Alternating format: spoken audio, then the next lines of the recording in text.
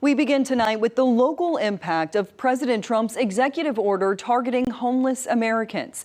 The White House says the order would allow for states and cities to commit homeless people who are a risk to themselves or others.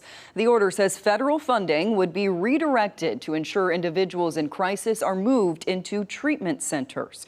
Ozarks First Parker Paget spoke with the Greene County Sheriff today, as well as homeless advocates and a person working their way back into a home of their own. He's live now in Springfield.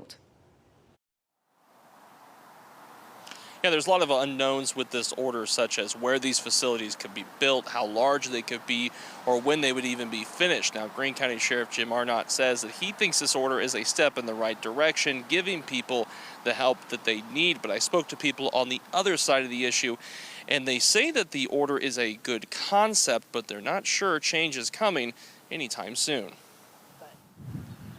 Some of us out here really are trying to get our lives back together, and we just still can't. Becky S. is currently homeless, on the right path to getting back into a home, but hurdles remain.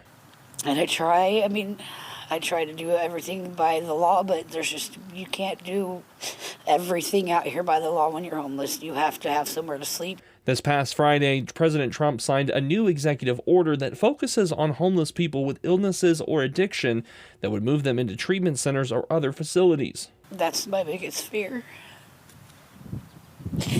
I've already been through that once. I don't want to go through it again.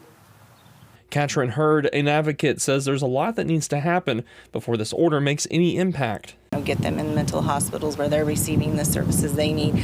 That sounds great on the surface, except where are those places? Greene County Sheriff Jim Arnott says he sees the order as a chance to give people help that his jail never could and never can. But if they haven't committed a crime, they need to go to a place that they can stay and they can function. And this is the first start of an avenue for federal funding to try to get some people some help. Arnott says he thinks this is a step in the right direction. It would be so good to have an avenue for the other people that have mental health needs or just can't move forward because they need a little bit of help, not jail. Even as plenty unknowns remain. We'll wait to see what that funding looks like. This just came out last week, so we have no idea what those grants and what that's going to look like. What happens when they're done? Where are they going then? Back on the streets? Because we still don't have the housing.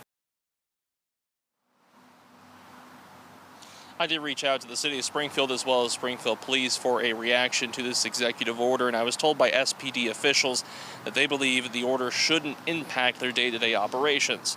Reporting live in Springfield, Parker Paget, Ozarks First.